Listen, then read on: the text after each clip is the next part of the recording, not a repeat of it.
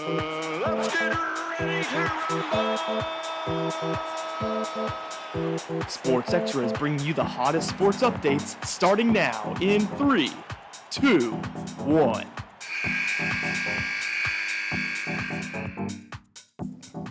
What is going on, everyone? Welcome into Sports Extra on this snowy Monday night. Sports Extra coming at you. I'm Coby Clark. My guest, as always, Joseph the Lawn Moore. Yes, sir. Yes, sir. I know you don't like being called Joseph as much, as you told me recently, but maybe we can just shorten it to Joe. Hey, either way, I'm fine with it. It's just, it's just like a transition into more, in professional environments. Let's say it Absolutely. like that. You know what I mean? This would be considered professional, absolutely. Exactly, 100%. It's just, what we have here at WZIS is all professional equipment, Facts. professional, radio director and Rich, and, all of that, kind of culminates to a professional feeling environment. But still, nice and laid back, third floor drivers or anybody. Always. But yeah. Should I be calling you Sir Joseph the Third? You know what? Please don't. But, I'm cool with it. I'm cool with it. Always, man. Joe, we have a great show. I'm just in a good mood, even though it's Facts. very snowy outside.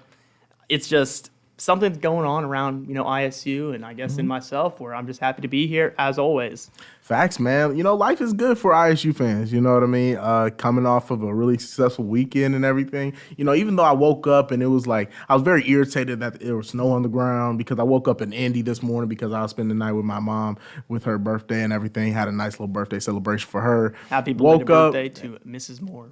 Yeah, she appreciates it. She Miss actually Moore. listens in too. That's great. From time to time, which is, lovely. But yeah, That's again, just waking up, then driving in all that weather. Not really great start, but still, it hasn't really ruined my mood at all because I just love being here at WZIS. Absolutely. Joe, before we get into anything sports related, I just need to know, how are you? How are you doing? Man, I always like asking that question. Checking in on the Exactly. homies. For you know? sure. Homie check. Knock, nice knock. little, let's say 8.5. 8.5 Out of 10? today. Out There of you 10. go. Out of That's 10, a of good course. number right there. Exactly. We doing pretty good, man. Doing pretty good. Class is all right. Class is going pretty good. Absolutely. Professors aren't getting on my nerves as much. But yeah, pretty good. Pretty good weather.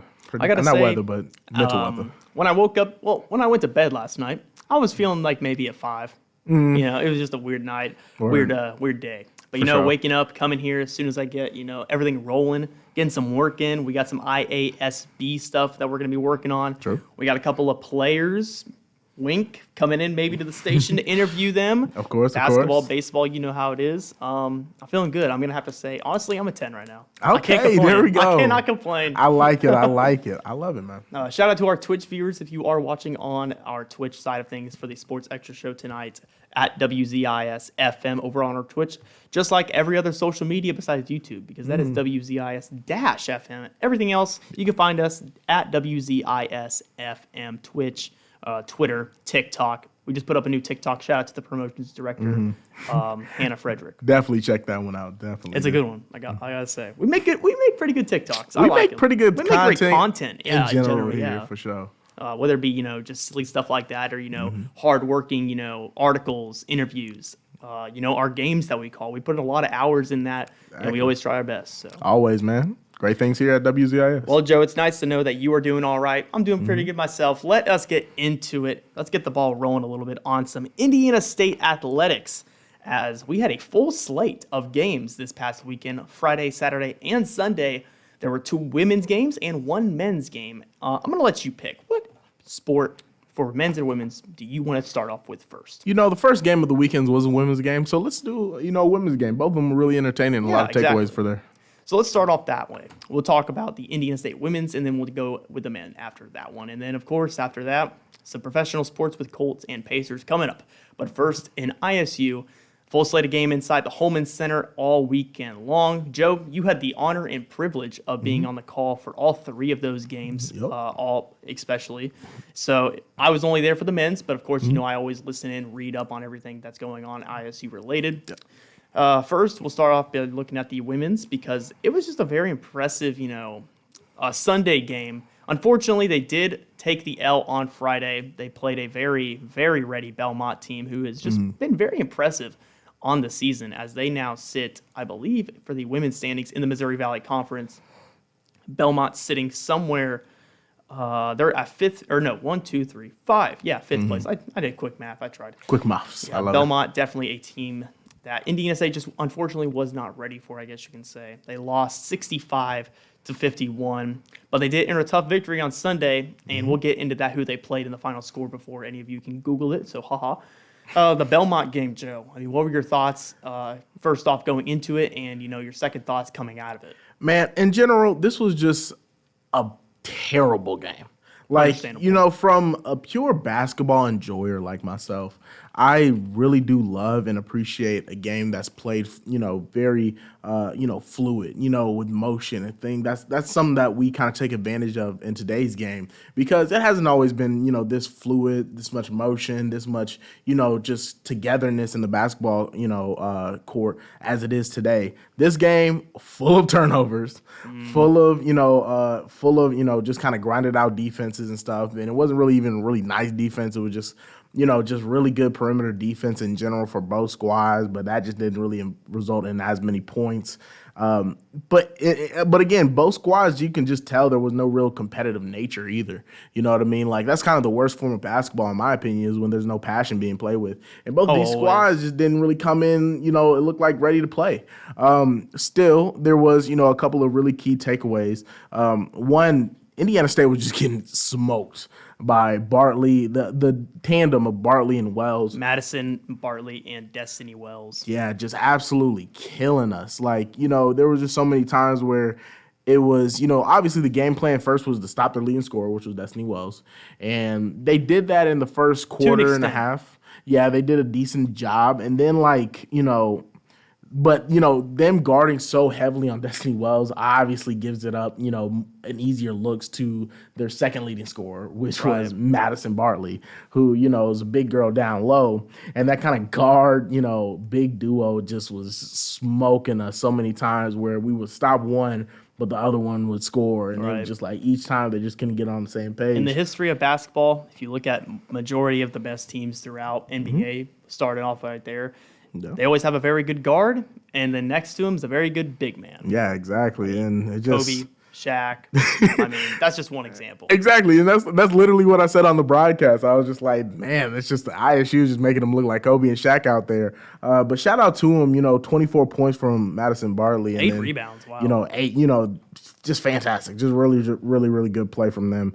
And then, you go into – and then they had really good role players as well. They had really good, 3-and-D girls, all throughout just to fill out the roster. And then for Indiana State, the only real high point, I would say, was the really good play by Deljanae Williams. She had a really good start to the game. She had a great weekend. Yeah, fantastic weekend. And we'll get into that after that because – but man, it was just like a really good game from her. Just 13 points, 6 for 14 shooting. However, she made a lot of those shots, and they started to key in on her defensively in the second half. But yeah, it was just all around just a poor game for ISU. Just something that you just never really want to see. You never want to see this many turnovers and bad shots and just no real motion. Again, I think there was 3 assists total, 3 or 4 assists total for this squad. Actually 5 assists total, but for a long time in that game, for the first 3 quarters, it was 3 assists. Wow. So again, it was just like a really, really rough game for them. I mean, the first thing when you really look at it, and I don't know if everyone does this, if you're a sport junkie like me, but as soon as I go to the stats, I got to see who won the rebounding game. Because the majority of the time, you're going to see whoever won the rebounding game is going to win the game in scoring. And unfortunately, Indiana State did not do that on Friday night against Belmont, as Belmont had a high 43 and then flipped the numbers around for Indiana State 34. So a 9 rebound differential right there. Indiana State just not coming to play. And, I mean, they didn't do it's just when you have McKendry, who is just one good player, and then 13 points averaging around that, and then Deljanae Williams doing a phenomenal job as always. I mean, those two, you need more scoring output. And it wasn't found here today. Exactly. And that's another thing, is because it was like, you look at Anna McKendry's stats here and you'd be like, oh, okay, she had a decent game. Most of these points came at garbage time minutes, and assists came at garbage time minutes of the game. And I believe her usage rate was somewhere around 15%. Which Wow. in comparison, that's like the same usage ratio, like, similar to Maya Glanton, which when you have a lead guard like Anna McKendry, you don't want to have a usage rate that low. Yeah. And obviously she played very well. So, it just felt like that was one of my keys going into the next game day they were had that, this past Sunday. Get Anna McKendry involved because, you just need to have, especially when you have such a stagnant offense sometimes, you need to have that lead guard that's going to be able to get people involved. But yeah, again, it was just a very, very tough game. But I think, once we look at the next game, we'll see that, Indiana State kind of learned from the mistakes in that game and then just came to play in the next one. I mean, when your third leading scorer has 8 points, Bella Finnegan, I mean, people that were used to scoring did really not show up on that Friday. Chelsea Kane, who's just been a very improved player from the beginning of the year to now, only having 4. Maya Glanton, who we talked about last week, she had a career high above the 20-point range. Yeah. And then now pulling out scratch that second number, she's only had 2. It's crazy. This team it's special. I will have to that would be the word to describe this team because they did not have the best season last year. Both ISU squads didn't, but they were very improved at the beginning of the year, starting at 3-0. Yep. And then they just kind of took a turn, and I don't really know the reason why, but if I had to say, it might just be the endurance of the conference games. Yeah. Knowing a whole lot of your schemes, knowing who, to guard, because you play those teams twice a year. You play them every year. So, I mean, it's just an unfortunate run for this squad. I mean, they're trying. They're trying. Don't get me wrong. But, they did go back out there on Sunday just 48 hours later, and they came away with a clutch victory against a pretty good, Murray State team. And on the season, Murray State, they're just 6th now. They're just one step below Belmont. So Yeah. still a clutch victory as Indiana State, they're sitting 9th in the conference. A week ago, they were 10th. So Exactly. they're just improving ever so slightly. And the one thing I have to That's mention. the biggest thing. Exactly. And the one thing, just looking at it, this was the Deljanae Williams game. This was her show out. Yeah. She just came out and dominated. Indiana State, they responded by shooting 50% from the field, and Williams went on a personal 9-0 run as part of her 17-5 Sycamores run to close out that first half.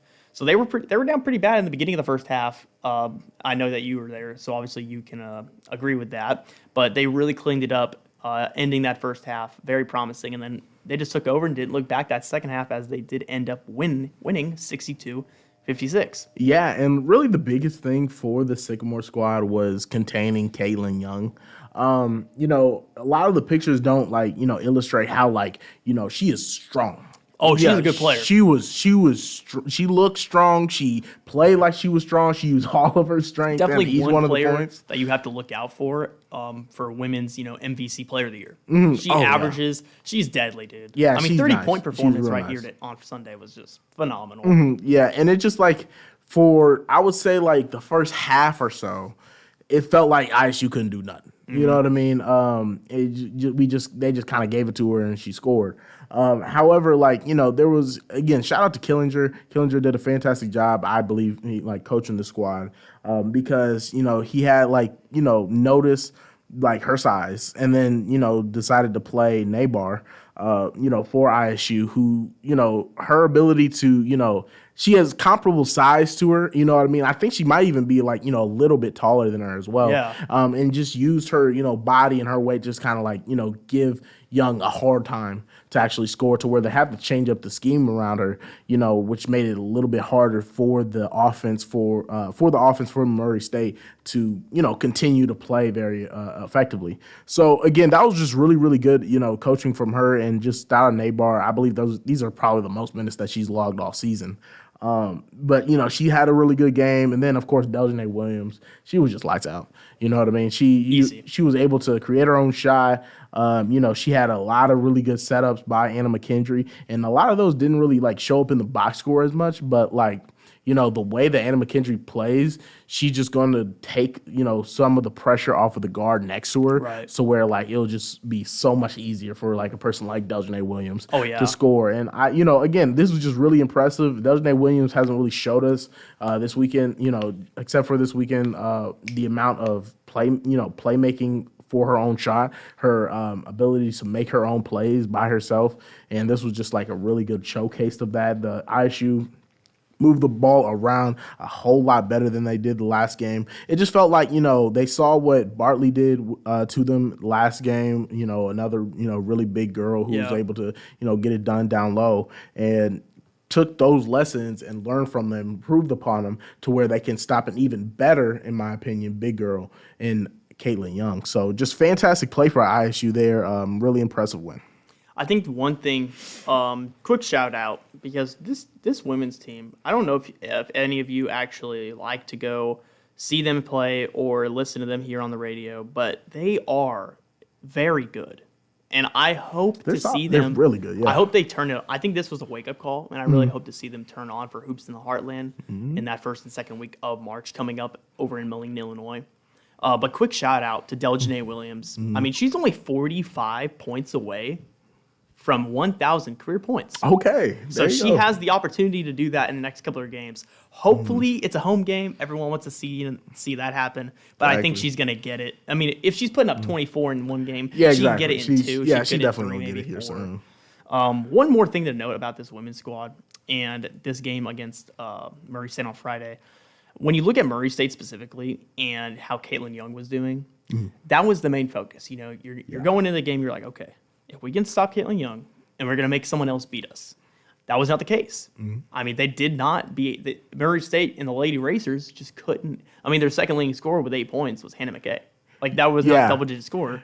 Yeah, but Indiana State did. Like a very specific reference. This kind of like this game reminded me of. What's up? And it's a little bit obscure, but I remember when the Pistons played the Shaq and Coby Lakers in the finals, and they just was like, we just gonna let Shaq beat us a little bit. You know what I mean? Yeah. We not going, because like people at that time, since Shaq was so dominant, down low, they like doubled him and tripled him, and Shaq was just Shaq, so he just just scored every time pretty much. You know what I mean? So they would just say like, set back, what?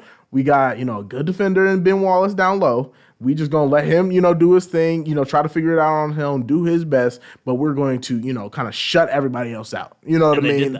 And this is exactly what ISU did. The second leading scorer was Hannah McKay, but she only shot 3 for 11. Yeah. So, I mean, again. But that affects you. Like, if you're most of the time, if you're having 30 points as one player, I mean, you're kind of like, oh, man. I mean, yeah, exactly. You can only do so much. Now it's my time to step up, and you may not be mentally prepared for something like this. Exactly. You step up, or you try to, like, go outside of your game. Like, you know what I mean? If I'm trying to do too much. Exactly. You try to, like passing when, playmaking really isn't your game or something like that. And we kind of saw that whole showcase with, Caitlin Young. You still did a really, really good job. Oh, easily. But, you know what I mean? It was just kind of a situation where, again, you make the players play outside of themselves.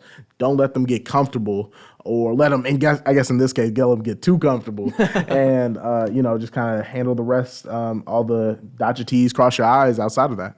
Yeah, Indiana State, the women's Sycamores, now 9-10 on the season. Like I said, they are now sitting at 9-10, and they are 9th place in the Missouri Valley Conference rankings. So they're definitely going to need it. I hope this is a wake-up call, because it's not much, more season left before, they have a game this Wednesday that I will be on the call for, along with, I'm trying to look real quick, along with Blake Simpson, and that'll be Evansville, I mean, they're a team that is a little shaky at times. They're still better on us on the season right now. We just won, or a few games above us.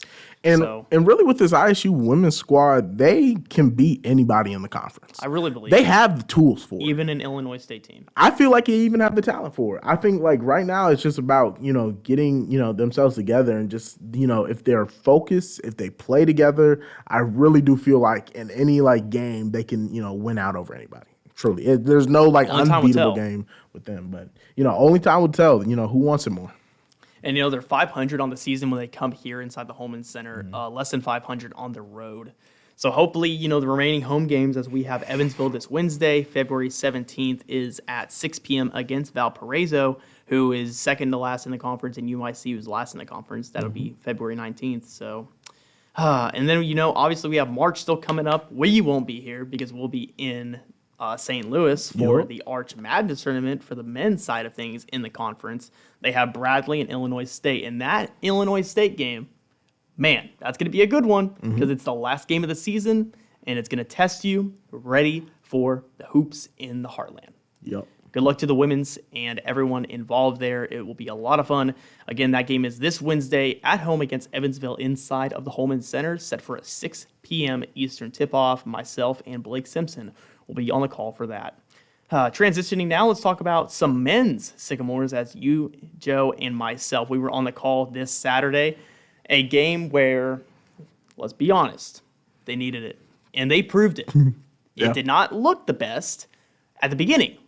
But once a couple of players who, honestly, if you were to go down the list, who is going to beat us? And if you specifically look at the team who's been getting the most playing time for the last couple of games or so, you're not going to expect these two people in particular beating you. And that was Xavier Bledson, who finished with a team and game high of 20 points, and Zach Hobbs, who is 4 of 5 from the three-point line, ending with 14 points. A huge, huge win over Northern Iowa, 79-71. Joe, your first thoughts? Man, my first thoughts was like, okay, I hope everybody kept receipts when I said Xavier Bledson needs to play more.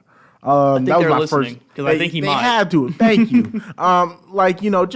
Again, Xavier Bledson is just such a, we saw this last year. He's such a versatile player.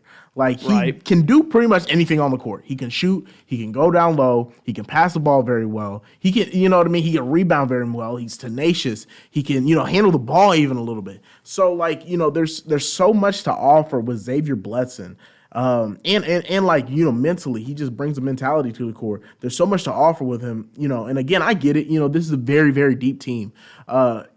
This is a person that you need to play. You need to give him consistent minutes. I know Coach talked about, especially in the presser, that we talked to Xavier Bledson, and this is a guy in the beginning of the season who, was trying to get playing time, but it was really the defense that he noted. Right. I think he showed that here, and his ability to defend well, especially when he's tuned in, to the core and everything. So this is just fantastic from him. There was a little narrative about Indiana State not being mentally tough enough for this game, or in this losing streak. I think it was they were going to get their comeuppance, and it was so close against which was 6 days ago against Drake, how they just lost on a devastating buzzer beater, but they fought all the way back in that game. For sure. And you expected something to come of it. Unfortunately, it was a loss. But this game, I kind of had a feeling where, Indiana State, they finally got everything ready. Exactly. And now it's time to go. Yeah, and I definitely had a feeling that because again, a lot of people have been saying, in that losing streak, those was a couple of really, really tough losses like the Drake game. Very true. Those were a couple of really, very easy, winnable games. Exactly. That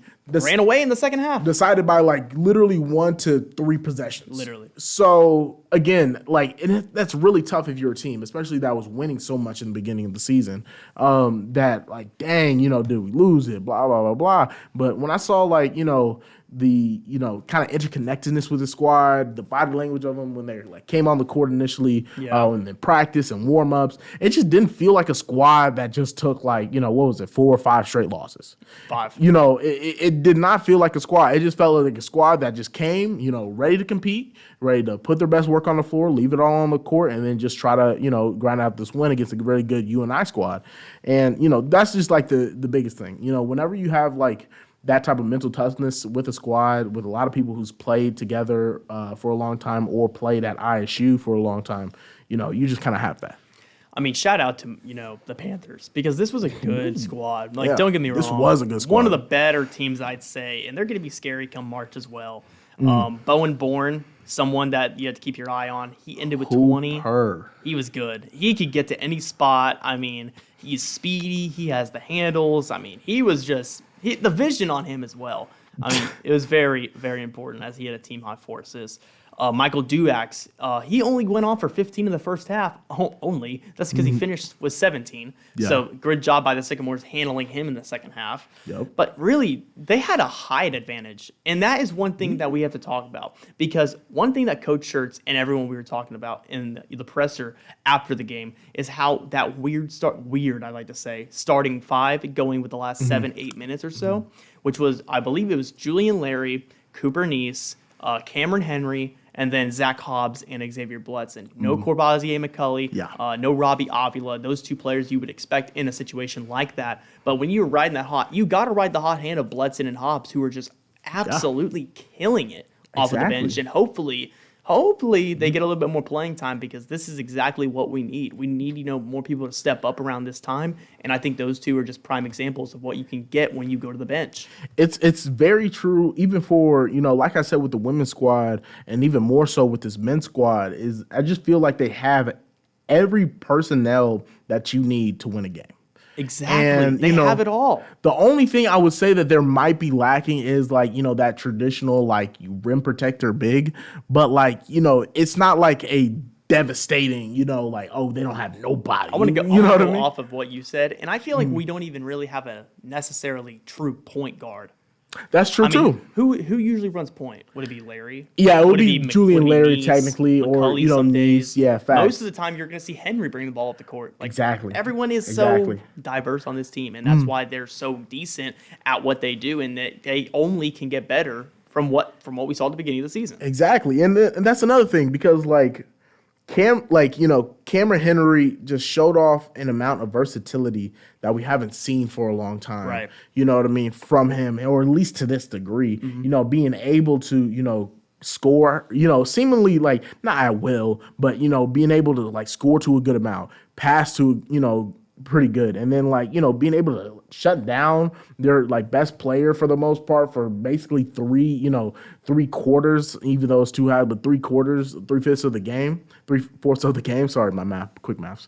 But yeah, again, we have so much versatility with the squad. And like you said, there's no real point guard, is because there's so much, passing with the squad by each individual that they don't really need to have one central guy to be that defenses can key in on and be okay, we could just stop him, get in the passing lanes, know when he has the ball, he's going to pass, then, just, kind of shut him down. And that's the thing that I think coach has been in the ear of Julian Larry a lot, because, Julian Larry is so pass first that coach probably talked to him. Too many. Exactly. Just Coach, take the shots. Yeah, he just man, Julian Larry, you be open, you be making pretty good cuts, just let that thing fly. So, again, just really good, just overall team play from everybody. Again, we have all the tools to be able to make a really, really big statement to not only the Missouri Valley Conference, but the nation in March. And I hope that we can really show that in just more than one game. Yeah. I mean, CBS Sports is pretty cool and all this shit. See Drake and Indiana State on how good of a rivalry that is and has been and will continue to be. But, we're going to the big time now. St. Louis, this is the time where you want to shine. This is the time you work on your whole, not really, just your whole collegiate career to get to this point and keep building off of that. And then you just hope that you could run through the rest of the teams in your conference, because we're not like an SEC. We're not like a Big Ten. You're not going to, just make the tournament unless, you win. Exactly. Or the slim chances of maybe the second, very minimum chance of the third team making it. So if you win, you're in. And that is one thing Indiana State has to keep on their mind. They're not looking for, we're not going to, if we don't win, we'll make it. No, they're going to come in here with a huge mindset. They're going to have to stack the momentum, and hopefully it starts with this win on Saturday, and they can go in, ride crazy in March. Yeah, and that's a really big thing. And, in terms of the class of this squad, they are a, predominantly senior class. Right. These are going to be the last go that a lot of these guys are going to get.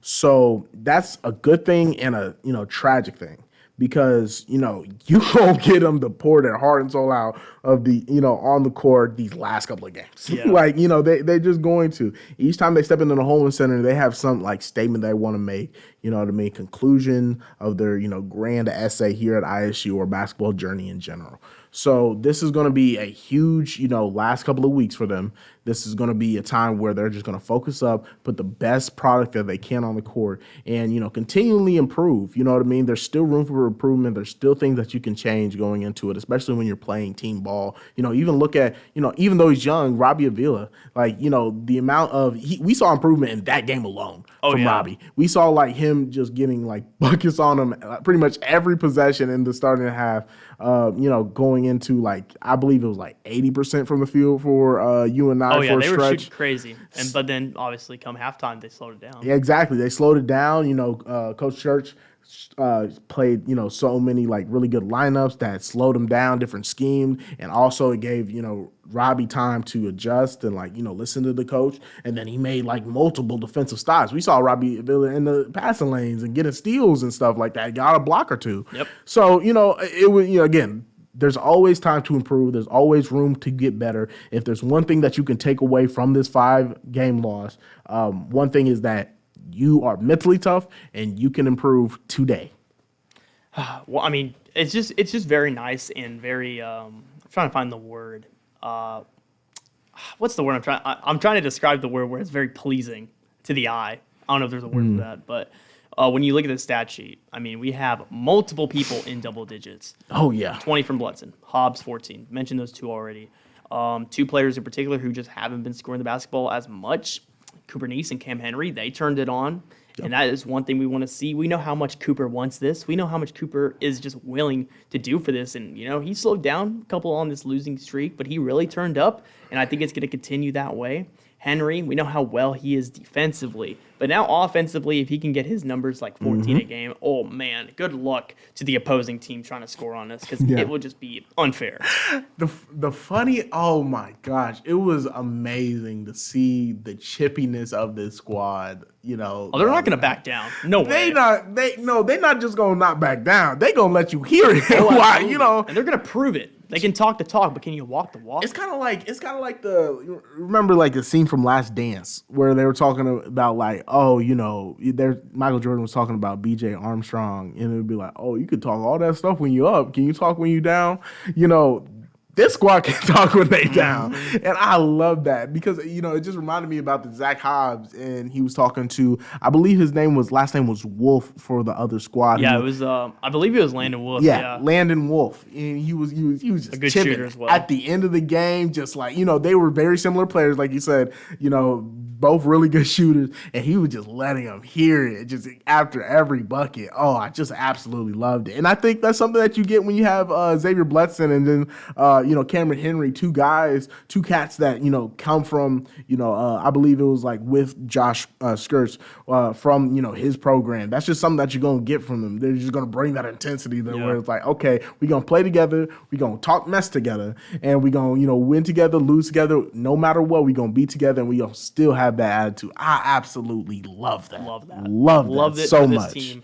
There's a lot riding on this season from what was, a bunch of what ifs at the beginning to a very promising start to an unfortunate downfall. But now, hopefully, they're back on the come up. The Renaissance.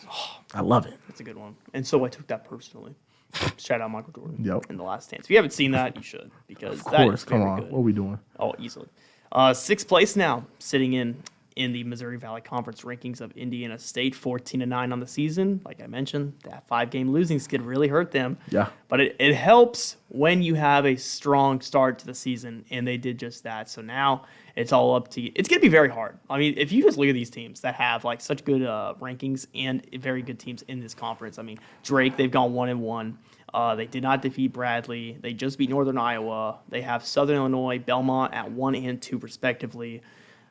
This is going to be a very, very interesting conference tournament, and I just cannot wait. I'm so psyched to be a part of it. It's going to be a lot of fun. That, of course, is coming from you in St. Louis, Missouri, the Arch Madness tournament in the Missouri Valley Conference. Indiana State will be covering every game Indiana State plays. Hopefully, we're playing more than just one day. Yep. I want to see them play all 4. Man, I want to get comfy, man. I'm trying to live in a hotel. Exactly. That's all I'm trying to do. That's my goal. That's the goal, man. I'm gonna pack multiple articles of clothing. That way, I'm prepared for it all. Of course. And if I pack up all that stuff and we get sent home early, I'm going to be very upset. Joe, if you underpack, I know what you think of this team. Oh, I'll that's remember fair. that. That's facts. That's facts. You I better understand that. overpack as much as you can. Man. We're staying in St. Louis for a month. Again, like I'm trying to tell these cats now, listen, Sycamores, I have a lot riding on this. Like, it's not easy to pack when you're a big boy. So, just putting all them clothes together, that's a lot of weight to carry around. So let's make it worth it and get some wins, man. Joe, you and I have the honor and privilege before, once again, now we have a Saturday matchup against a team I mentioned earlier for the women's, but now for the men's side of things, Murray State. That'll be on Saturday. It says 1 p.m., but sometimes they like to change it, so it might be at 2 p.m. Eastern tip-off. We'll keep you updated. You'll see it on the Twitter at WZIS-FM. They have Valparaiso coming up at home, Illinois State at home, and Missouri State at home. And then, there's still a couple of away games. I believe there's now 7 or 8 regular season men's games remaining before we head on to the tournament. Word.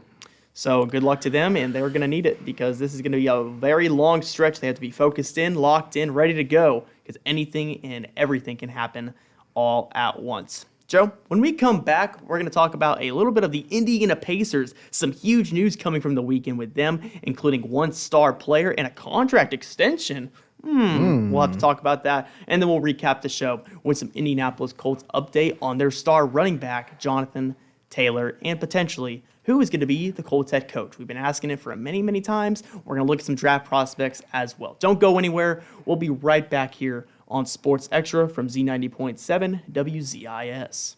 Let me try. Okay, just remember what I showed you. Yep.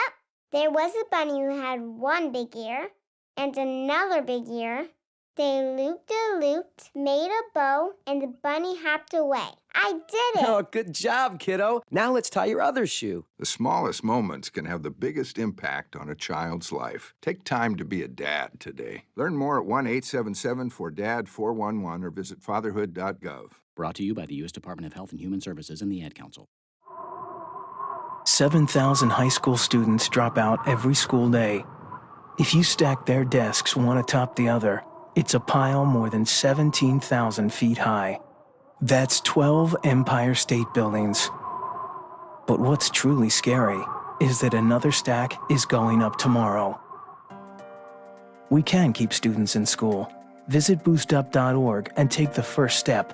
Brought to you by the U.S. Army and the Ad Council.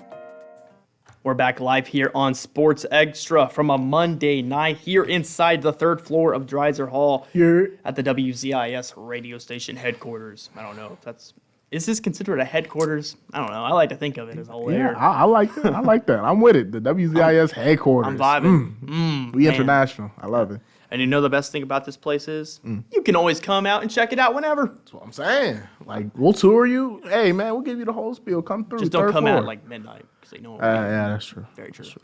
Get some sleep. Always. Do your thing. Do your thing, 21. Joseph Moore, let me talk about this. We're going to start off with the Pacers and a huge contract extension with center Myles Turner. One thing, we'll talk about that, but the details first on this contract kind of may blow your mind. They have agreed in principle, which they did sign the dotted line already, a 2-year, $60 million contract extension. This deal will include a $17.1 million renegotiation bump, the largest in NBA history, which is already going to be added on to Turner's $18 million salary this season, with an additional $41 million over the next 2 seasons that will tie Myles Turner to the Indiana Pacers squad through the 2024-2025 season. Joe, let me take you back. The beginning of the season, really multiple seasons really at this point, because I feel like Myles Turner and, players in general for any sport, and you hear your name with the word trade rumor, something that has to boggle your mind because you're thinking, man, I've been here so long. Like, I don't want to, go move to a whole different city. Exactly. But with Myles, I feel like a lot of people are thinking, hey, I think it's time. The experiment's done. We had some good years with him. We had good years with him when Paul George was here. Yeah. We had great years with him when Victor Oladipo was here. And then, some down years, like, unfortunately, last year to this year. And then, now they're, like, on the upcome again, which I don't know. Is it really the very highest or is it the low? They're just a very middle-of-the-pack team right now. Yeah. And 2 players we can thank for that is Tyrese Halliburton and Benedict Mathurin, making this whole season very watchable and a lot of fun. But if you're Myles Turner as an Indiana fan, and you're thinking, man, Myles is going to be traded this season and maybe, sent out at the deadline for some sort of maybe first, second round pick, some compensation back. I think Myles would always want to be, going to a contender, as we don't look like we're going to be contending just yet. But for your insight and your thoughts on this, with the Myles Turner contract extension, are you surprised he's back? Are you happy he's back? I just need to know. First of all, great contract, because there were some questions, especially in the beginning of you being able to, it's not a deadline, but it's like a window that you can start negotiating contract extensions with players for the NBA. There was, reports that the Pacers and Myles couldn't reach a deal. And so, that was definitely spun the rumor mill just a little bit more, being like, okay, they can't reach a deal. Obviously the Pacers aren't just going to let him walk with nothing. Right. So, maybe he's about to get traded. And then there was a moment, I believe it's the Knicks game, where he was, a very, very late scratch. And normally when they do that, that's either, something crazy happened in the player's personal life, or, he's about to get traded. You know what I mean? Because I don't want him to play and get that, notification that in the middle of the game. I believe that was a Harrison Barnes thing when he got traded in the middle of the game. I remember that. So sitting on the bench, just defeated. Just weird. So, I thought, that was kind of my thing. I was just like, oh man, he's about to get traded. But this is a fantastic contract. I've been a guy that's been always pro keep Myles here. This is a guy that's, brings you a very, very unique and special combination of skill sets, being able to be a really good team defender while also being able to hit a three-point shot and, move very fluently within a very good motion offense. So this is a guy that's, you don't really get to see that. Normally it's one or the other. Either he's, good offensively with good motion, and he's not going to be able to block, be a really good team defender and block a lot of shots vertically, or, he's just going to be able to, block shots vertically and not being able to do that. So, either is vice versa. You don't normally get that. You do have that with Myles. And plus you have a really young team that I'm always pro having veterans on your team, even though they're not in your long-term outlook. Somebody who knows the franchise, who knows what it's like to just be an NBA vet, all the ups and downs, all around when it comes to, being a professional athlete at this level. You always really want to have that in the locker room. And I thought Myles was just a perfect guy for that. So when we're rebuilding with this squad, that's just, somewhere I always thought that we should go. And, this contract, fantastic. Myles gets paid $30 million a year, which is great money for him. This is money that he's been, hoping for a long time. And, it's short, you know what I mean? So, he still has that kind of mentality of I might have one bag next to the door, come each trade deadline. But still, you have a little bit of security there to where if we choose not to move on from him, then, he's still under contract for another year or two. Yeah. So really, really good, contract negotiations. I will live and die by Kevin Pritchard because he's just a fantastic GM in my mind, and just really good contract negotiation with him. But yeah, I'm happy that he's here. I'm happy to see what he does while he's still in the Pacers uniform, and with this Pacers squad in general. It's crazy, but Pacers still in trade rumors, Coby. Yeah. Before we get on the trade rumors and we talk about those, Myles Turner 30 minutes ago just on Twitter said, shout out, "It's always been you, Indy. Back to business." Yep. So he definitely looks like he wants to be here. Rick Carlisle and Myles Turner both told reporters that he is, and I quote, "off the trade block." Turner had this to say in a 15, 16-second video, "I'm here to stay." So it looks like Myles Turner wants to be here, which, some fans may not agree with that. Some fans want to disagree with it. But I'm here for it. I absolutely love what Myles has been doing. I've never really been one to down Myles. Now, I will be honest. There have been times where I'm like, I think it's time. Yeah. But if he doesn't want that time to come yet, I'll be back. I'll be back in all day long. Especially if the offer's not there, you know what I mean? If there's so much stuff that goes into making a trade happen and, people being on the block. But, if, you've been critical of Myles and he's been in a very unique situation in terms of Domantas Sabonis and stuff. And then overall kind of stunting his development because he's having a all career year this year. So, you know what I mean? I just, I understood the criticism, but, this was just never a thing where we were just like, oh, we just kind of got to give him up. You know what I mean? Right. But again, I'm really glad he's here. I'm sure he's happy to be here. Happy to have some job security or at least location security in terms of, playing here and living here in Indiana. So, fantastic. I'm glad he's here. I'm glad, he can pass on his knowledge to some of the younger guys that are coming in or, already here. Just really good situation right now if you're the Pacers. Can I just say, if Benedict Mathurin is not the Rookie of the Year, I'll be very upset. Don't get me wrong, Joe, before you talk, I got to say this. Before I let you speak on this, I know there's this guy in Orlando named Paolo Banchero, but Benedict Mathurin, I think it just goes to show over his last 5 games. I'll give you the stats real quick. 23 points, 5 rebounds, and a steal. 26 points, 7 rebounds, 2 assists. 26 points, 3 rebounds, 4 assists. 21 points, 8 rebounds, and a steal. And then 27 points, 8 rebounds, and 3 assists. This man over his last 5 games has been averaging near 22, 23 points a game. How can you not give him the award? I want to see it. I need to see it. I think Benedict Mathurin should be 6th man of the year. I'm still on but kind of. But he's doing this off the bench, he's doing fancy. bro. Yeah, that's what I'm saying. That's why I'm saying 6th man of the year. But yeah, I feel you. Running. I 100% feel you. It's pretty much a 2-man race for Rookie of the Year. But really, it's kind of almost a consensus in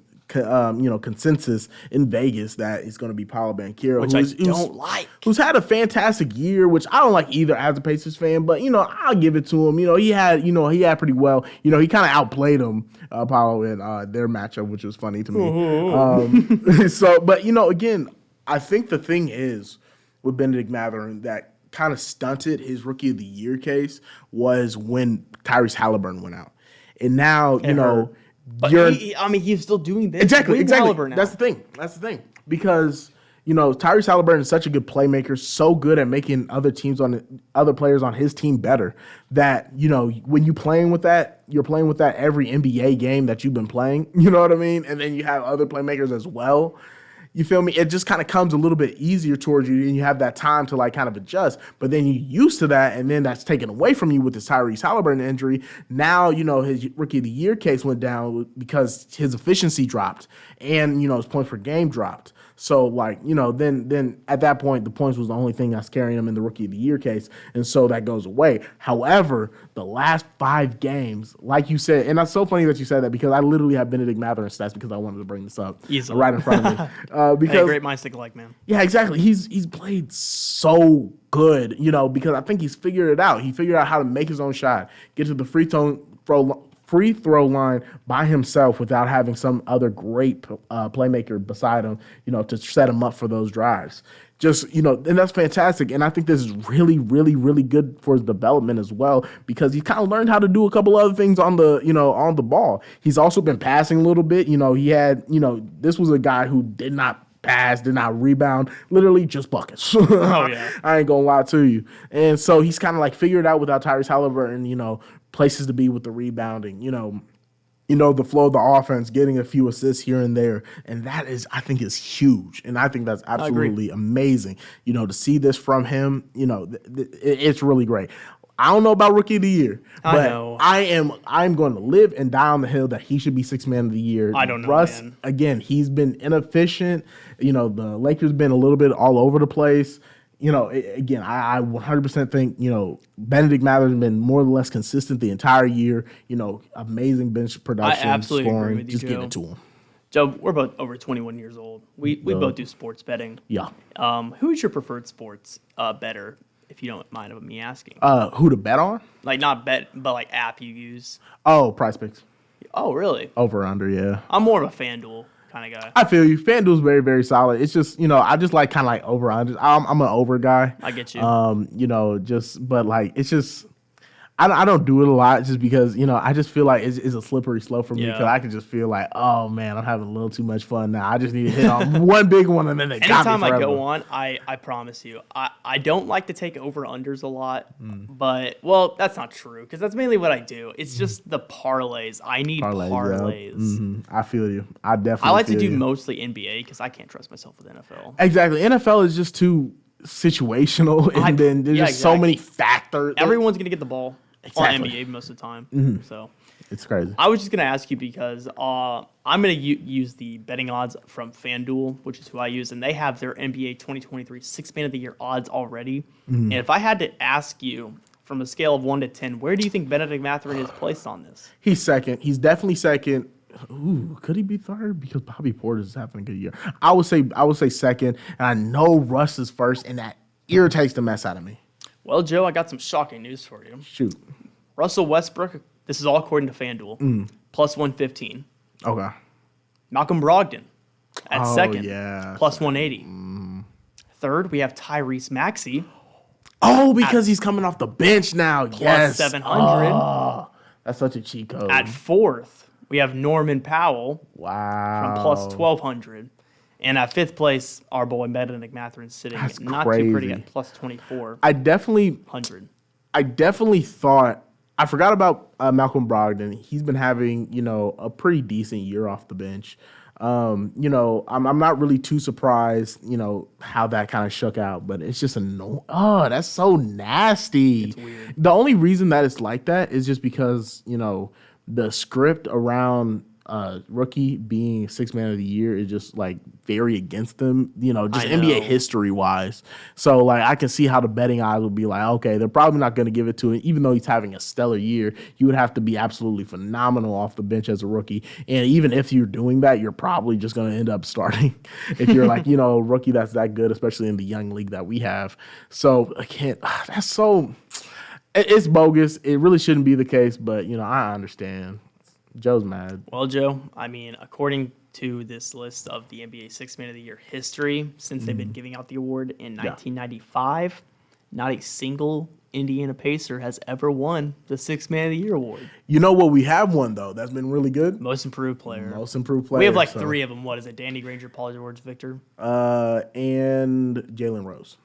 Wow. Jalen Rose. Shout out Jalen Rose. It's his birthday today. It is. Oh, shout out Jalen Rose. That was a good one. Mm-hmm. But then when you go over, I know we have about like 7-8 minutes left, but when you go to the Rookie of the Year odds, I mean, he's at second behind Paolo. Yeah. Paolo's minus 900, Benedict at plus 6. So yeah, exactly. I think that is something we have a good chance at. We do. It just depends. It's just like Paolo would either have to, I'm knocking on wood, not speaking this into existence, but either go down with an injury that will put him out of the game for a decent amount. He was of the already season. out for a good while. Yeah, for and about then a few weeks, something like that earlier. Exactly, and then like you would either have to be like 2 months plus, or Benedict Mathurin just. We're not obviously not wishing injury. Yeah, exactly. I'm not wishing. That's awful. Just give it to the best man who deserves it. That's all I. We're not cowboy. We're not For cowboy sure. fans out here. Thank you. But yes, it was just like whoever gets it. But again, it would just have to be like some type of like injury or something that puts him out of the game, or just like forgets how to play basketball for some reason. You know what I mean? He's considered to be an all-star starter. Some people say it. Some people he's giving you starter is crazy. Starter, reserve for sure. I don't know. There's a case for reserve. I can see sure. that. I can see that. But I think it's more because it's like he's a rookie and it's like new and shiny, so they kind of like vote for him a little bit more. But I'm gonna put you on the spot real quick, Joe. Pop quiz time. Yeah. Who was the last rookie to make the All-Star game? Blake Griffin. Good answer. Mm-hmm. I mean, was he really a rookie? Yeah, this is the whole Ben Simmons situation. Exactly. Like and then it just. It's just weird, especially when you talk about like because when was he drafted? Like 08? It was 09. He was the first overall, and then that was like the Harden Curry. Exactly. That was just like a really weird kind of like time in the NBA, just like a big transition in the league and stuff. So I'm not surprised, but we've had some weirder All Stars for sure. Shout out Myles Turner again. I hope this team just keeps getting better. I hope Tyrese Halliburton comes back healthy soon. I hope Benedict keeps just making me want his jersey. I have his jersey. I don't have it with me though. It's at home because it was a late Christmas gift and it came in late. Man, I need to go get it. I need just jerseys, dog. But I don't want to pay jerseys. Can somebody just give me a jersey? Like, can I just email the Pacers and just like cheap jerseys online? Oh yeah, you're right. But we're not sponsored. Good point. Yep, facts. Shout out Myles Turner. Hopefully everything works out that way with the big three we got going on there. Only time will tell, but hey, it's looking promising. Mm-hmm. We have about 5-6 minutes left in the show, and the one thing I want to talk about before we get on out of here is the Indianapolis Colts, and that's an update on their star running back Jonathan Taylor, who, if you do remember, I mean, just a season ago, he was killing it. You know, he was arguably top 1, top 2, maybe even the MVP odds. But you know how that is. Running backs still win the MVP, especially in this time of the year. Not in this world, not anymore. But Taylor, unfortunately, last season, he had a couple of nagging injuries, which, you know, limited him a little bit in the running game, definitely in the receiving game. He had to miss a few games. And going back to the Week 4 matchup against the Tennessee Titans, that is when we noticed he first picked up this injury. And he did have healthy and successful ankle surgery. So everything is going well for him. Now, he had to go on the season on IR. That's how he ended it. And it was still nagging him a little bit heading on into off season, everything, training camp and all that. But he says he will be ready to go for the start of the season. And I mean, that's just one thing that's a positive. I mean, a lot of injuries for this Colts squad from last season and a lot of missed opportunities. A lot of people say, oh, was it really Frank Reich's fault? I mean, shout out Frank Reich. He's now the new Carolina Panthers head coach. But I mean, it's kind of tough. I just want to see this team healthy. I want to see them, succeed. Even though I'm a Saints fan, I still want to see the hometown team, do their best. Yeah, it's I'm always rooting for the Colts. I'm a Colts fan by location, not really by heart. But it's just fantastic. I'm glad that he got his surgery and everything, especially at this time of the year. He has plenty of time to heal up and stuff. I'm sure it was not too. Yeah, don't pull Michael Thomas. Don't do it right before the season. Exactly. Cause what? That's ridiculous. But slow me down. But exactly. So it was just it's really good to see that he's doing his thing. Getting his surgery. I'm sure it wasn't too invasive in terms of because the injury wasn't really that bad. It's not like he snapped his ankle in half in the middle of the game or anything. So I'm sure that he's going to have plenty of time rehab. I'm sure, but it's the thing that I really want to note, and that's might be difficult for Jonathan Taylor, is because since he's been such an Iron Man throughout his entire football career, I think they said that he hasn't missed a, practice since high school or something like that up until this recent injury. It might be hard mentally to go through that rehab process and hard. Physical therapy and stuff. It's a very, very mental. Again, the Colts know about that. That's Andrew Luck. So it's just, there's just going to be so much more, more mental toughness you have to have if you're Jonathan Taylor. But I think he can do it. I'm rooting for you, champ. Oh, absolutely. And I really like to see, I don't know, is Aaron Rodgers an option? Are they going to take a rookie quarterback? I don't know what's happening anymore. Yes, I agree. Who are they going to hire? I don't know. I mean, I'm not no Colts insider by any means. I don't work in the front office. I just talk about them. Yeah, give them a call, Colts. Give them a call. It's interesting. I don't know, because a lot of people are saying ooh, Aaron Rodgers, but we don't want to do the rent a quarterback thing. But there's a difference. It's Aaron freaking Rodgers. It's not Matt Ryan. Listen. It's not Carson Wentz. Phillip Rivers, no. It's Aaron Rodgers. That's the true. 3-time, 4-time MVP, the 1-time Super Bowl champ. I just don't know. It's hard to say. I just don't know. If you would have asked me 2 seasons ago, I think it's an easy answer. But now, when you're in the transition of going in and out, in and out, in and out, what do you do, man? I mean, shoot. Obviously, you draft a rookie quarterback. That rookie quarterback's probably not going to take you any in any deep playoff run. Not yet. What I mean? Anyways. Not yet. So but I feel like with this squad, that's something that you need a veteran to come in and be able to win you some games at the quarterback position. And I think Aaron Rodgers can do that, but it's just kind of the optics of it since given the Colts history in the past couple of years. It's just bad. So again, I don't know. I feel like there's really major pros and cons to an Aaron Rodgers or something like that for the Colts. But either way, draft a quarterback. I think they need to. Now, you might ask me on a different day, should they do this? Should they do that? It would be really cool. I mean, we all know how Pat McAfee is with Aaron Rodgers, how much he's still, headquarters in Indianapolis. But take C.J. Stroud. Yeah. Take C.J. Stroud. Please. If you don't, hopefully the Saints trade up and do it. But a great episode today, Joseph. Fantastic. A lot of fun, man. I always love just, getting away and just chatting about everything sports.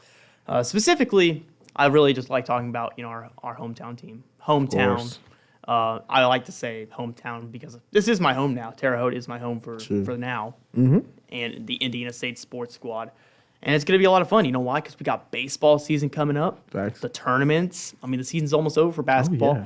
Hey, it ain't going to be much later until football season's coming around. Ooh, it's crazy. Got to stay up and ready to date. You can do all that on our social medias at WZIS-FM, specifically the Twitter, where everything sports is operated on that. Joe, you got any more last thoughts, any more last things before we have everyone get on out of here? Go Pacers. Always. Go Pacers. I mean, it's Colts. You know what you should do.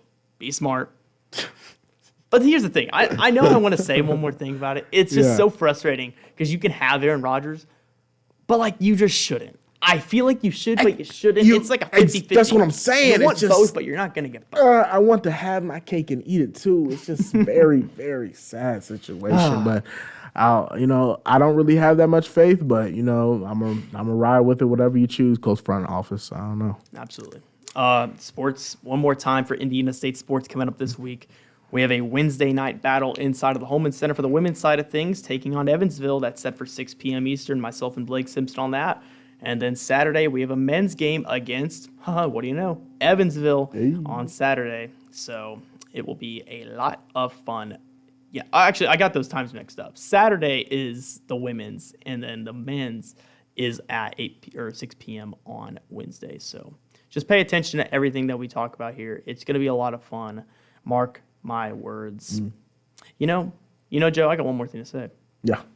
I don't even know if I can read because I just completely messed that up. Because I was looking at both the ISU, but I was looking at the wrong game. I was looking at what they were just doing. You know what? We've been talking for a little bit. You know what I mean? Like, it happens. There's definitely been moments where it's just like, dang. Let me say this one more time. I might be illiterate. Yeah. I feel This Wednesday, Yes. Evansville, women's, Coby Clark, Blake Simpson. That is set for a 6 p.m. tip-off. If you can't make it, you know where to listen. And for the men's side of things, this Saturday, Murray State, Coby Clark, myself, Joe Moore. Should be a lot of fun. That is a 1 p.m. tip-off. So if you can't make it, like I said, you know where to listen. I hope everyone has a great rest of their Monday night. Have a great rest of your week. For Joseph the Lawnmower, I have been the Coby Clark. Stay tuned, and we'll see you all next week for another edition of Sports Extra. Peace. Peace.